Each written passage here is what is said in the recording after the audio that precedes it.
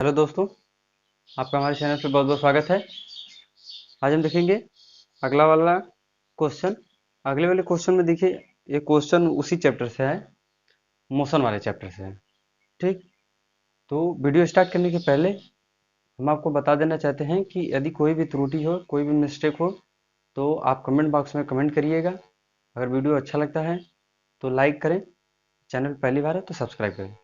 ठीक, चलिए क्वेश्चन क्या दिया हुआ है। देखिए, आपको ऊपर क्वेश्चन सो रहा है, आप वहां से पढ़ लीजिए, हम यहाँ से क्वेश्चन पढ़ रहे हैं। दिया है, कोई वस्तु विराम की स्थिति से 0.5 मीटर पर सेकंड स्क्वायर के त्वरण के साथ चलती है और 250 मीटर चलने के बाद इसका वेग क्या होगा। इस दूरी को तय करने में इसे कितना समय लगेगा। कह रहा है कि कोई वस्तु विराम की स्थिति से, मतलब विराम की स्थिति से कहने का मतलब ये है कि जब वो चलता है उसका प्रारंभिक वेग यू, यू जो क्या है कि वो जीरो होगा, क्योंकि कोई वस्तु अगर रुकी होगी, विराम यही ना होता है कि रुका होता है, तो वो विराम की स्थिति से चलती है तो उसका प्रारंभिक वेग। तो ये हमारा इसका क्या हो गया, ये हमारा यू जो है, ये हमारा क्या है, थोड़ा सा इसको हम इधर लिख लेते हैं, ये हमारा प्रारंभिक वेग इसको कहते हैं। क्या कहते हैं, प्रारंभिक वेग। इसको हम यू से लिखते हैं और यू बराबर क्या है, जीरो है। ठीक, और दिया है कि विराम की स्थिति से 0.5 मीटर पर सेकंड स्क्वायर के त्वरण के साथ चलती है। देखिए, इसका त्वरण भी दिया हुआ है, क्या दिया हुआ है, त्वरण। त्वरण क्या दिया हुआ है, ये भाई इसको ए से लिखते हैं और इसका त्वरण है 0.5। थोड़ा सा इसको हम बड़ा लिख दें, ये हमारे 0.5 मीटर प्रति सेकंड स्क्वायर, क्योंकि त्वरण की मात्रक ही होता है मीटर प्रति सेकंड स्क्वायर। ठीक, के साथ चलती है और 250 मीटर चलने के बाद ये हमारा यस दूरी, जो दूरी दी हुई है, ठीक, ये दूरी है। दूरी क्या है, यस, कितना दिया हुआ है, ये दिया हुआ 250 मीटर। ठीक, 250 मीटर चलने के बाद इसका अंतिम वेग पूछ रहा है। ठीक, ये इसका वेग क्या होगा, और इसमें पूछ रहा है कि इस दूरी को तय करने में इसे कितना समय लगेगा, और टाइम भी पूछ रहा है। ठीक, तो देखिए, इसके लिए हम क्या करेंगे। सबसे पहले हमको पता है कि आपको क्या क्या चीजें दिख रही हैं। देखिए, यू दिख रहा है, ए दिख रहा है, यस दिख रहा है। ठीक, और ये आपको गति के तीनों समीकरण में आपको मिल जाएंगे। गति के तीसरे वाले समीकरण में, गति का तीसरा समीकरण देखिए कौन सा है। ये हमारा जो है कि वी स्क्वायर बराबर में यू स्क्वायर प्लस में 2 ए एस। ठीक, ये हमारा गति का तृतीय समीकरण है। थोड़ा सा इधर से देख लेते हैं, ये क्या है, वी स्क्वायर बराबर में यू स्क्वायर प्लस में 2 ए एस। ठीक, गति का ये तृतीय समीकरण है। तो इस समीकरण को लगाएंगे तब तब तब आपको क्या मिल जाएगा, आपका अंतिम वेग मिल जाएगा। ठीक, अंतिम वेग ही पूछ रहा है ना, कि 250 मीटर चलने के बाद इसका वेग क्या होगा। मतलब कि जब 250 मीटर के, मतलब यहाँ से मान लीजिए कि ये वस्तु क्या है, u बराबर का जीरो, क्या है कि विराम की स्थिति से चलती है और 250 मीटर चलने के बाद, 250 मीटर ये हमारी दूरी है। ठीक, ये हमारी दूरी दूरी है 250 मीटर चलने के बाद इसका आपसे अंतिम वेग पूछ रहा है। ठीक, अंतिम वेग पूछ रहा है कि इसका अंतिम वेग क्या होगा, और त्वरण भी दिया है 0.5 मीटर प्रति सेकंड स्क्वायर है। ठीक, तो हमसे अंतिम वेग पूछ रहा है, तो गति का तृतीय समीकरण लगाएंगे। तो देखिए, यहाँ पर जो है कि वी स्क्वायर बराबर में यू स्क्वायर प्लस में 2 ए एस है, तो प्रारंभिक वेग तो इसका शून्य है, तो शून्य का स्क्वायर प्लस में 2, और ये त्वरण क्या है, त्वरण है 0.5, और यस दूरी क्या दिया हुआ है, दूरी हमको दी 250। ठीक, इतना आपको पता चल गया कि नहीं। देखिए, यहाँ तक तो हो गया। अब देखिए, इससे आप मल्टीप्लाइड करेंगे, ये तो शून्य हो जाएगा। ठीक, अब यहाँ से इससे मल्टीप्लाइड करेंगे तो ये हमारा 1 हो जाएगा। ठीक, क्योंकि 5 2 10, एक अंक पे दशमलव है तो ये 1 हो जाएगा, और ये हमारा क्या हो जाएगा, 250 हो जाएगा। ठीक, 250, और में यहाँ पर वी स्क्वायर, क्योंकि अंतिम वेग है ना। तो अब देखिए, अब क्या होगा, यहाँ से इसका मल्टीप्लाइड करेंगे तो वही चीज़ प्राप्त होगी। तो हमारा वी स्क्वायर बराबर में हमारा क्या हो जाएगा, 250, क्योंकि यहाँ से स्क्वायर हटाएंगे तो यहाँ रूट लग जाएगा। ठीक, तो यहाँ रूट लग जाएगा, तो चलिए देखिए इधर से हल कर लेते हैं। तो हमारा क्या हो जाएगा, v इज इक्वल टू, ये हमारा रूट में क्या हो जाएगा, 250 हो जाएगा। ठीक, क्या हो जाएगा, 250। इतना आपको मिल गया। तो देखिए, यहाँ तक समझ में आया कि नहीं। अगर यहाँ तक समझ में आया हो तो कमेंट करके बताइएगा। चलिए, इसी के आगे हम करते हैं।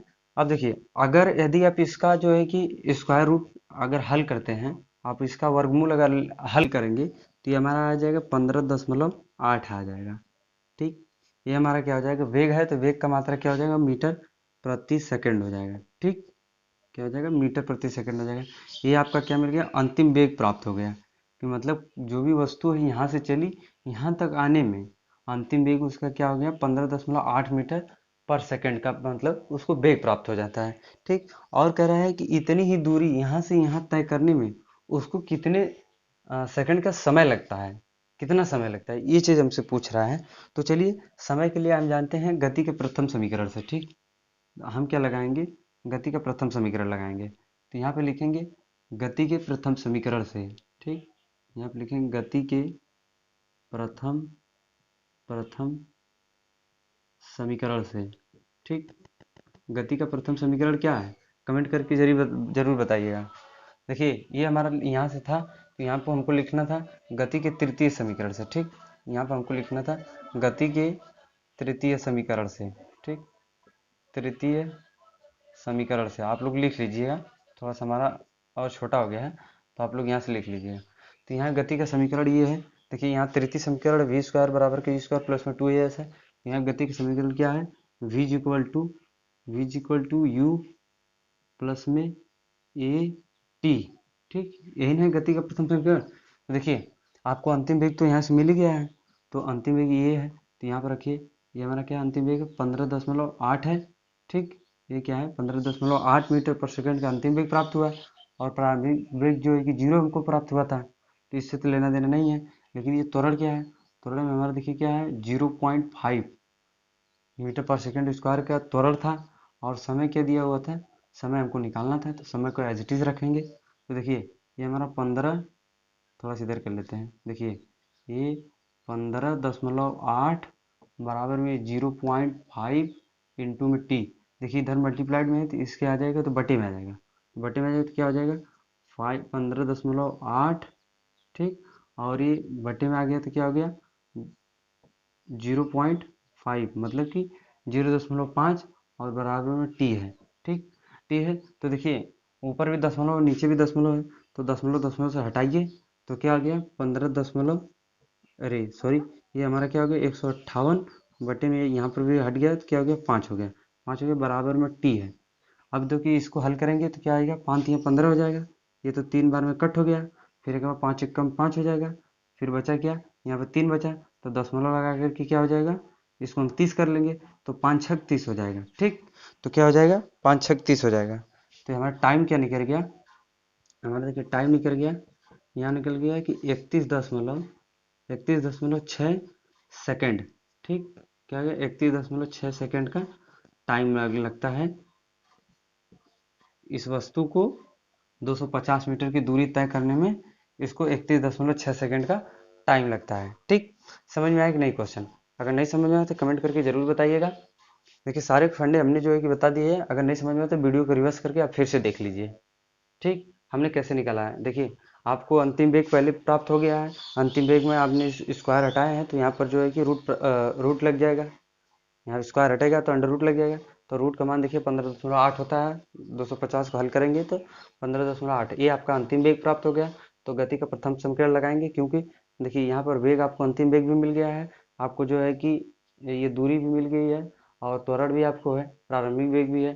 तो गति का प्रथम समीकरण लगाएंगे, v equal to u plus में ए टी। यहाँ देखिए अंतिम वेग आप रखेंगे, अंतिम वेग के स्थान पे जो कि वेग के स्थान पे अंतिम वेग यहाँ पर जो वैल्यू प्राप्त हुई है वो रखेंगे, और आपका प्रारंभिक वेग 0 है, आप त्वरण 0.5 दिया था, और इंटू में टाइम है, तो ये देखिए 15.8, ये इसके साथ गुणा में है, तो ये यहाँ पर आकर भाग में हो गया, भाग में तो दशमलव दशमलव से यहाँ पर कैंसिल कर देंगे, तो 158 बटे में 5 हो जाएगा, और जो है कि भाग देंगे, तो देखिए यहाँ पे जो है कट करेंगे, तो 5 या 15, 8 बचा, 5 एक कम 5 बचा 3, दशमलव लगा कर यहाँ पर 30 कर लेंगे, दशमलव लगा के उसको 30 कर लेंगे। ठीक, जो 3 शेषफल बचा है, तो हमारा क्या 5 छक 30, ये मतलब 6 हो गया, मतलब कि 31.6, मतलब कि जो हमारा समय है उस वस्तु को यहाँ से शुरुआती स्थिति से और अंतिम शुरुआती वेग से और अंतिम 250 मीटर की दूरी तय करने में उसको कितना समय लगता है, 31.6 सेकंड का समय लगता है। ठीक, क्वेश्चन समझ में आया तो कमेंट करके जरूर बताइएगा।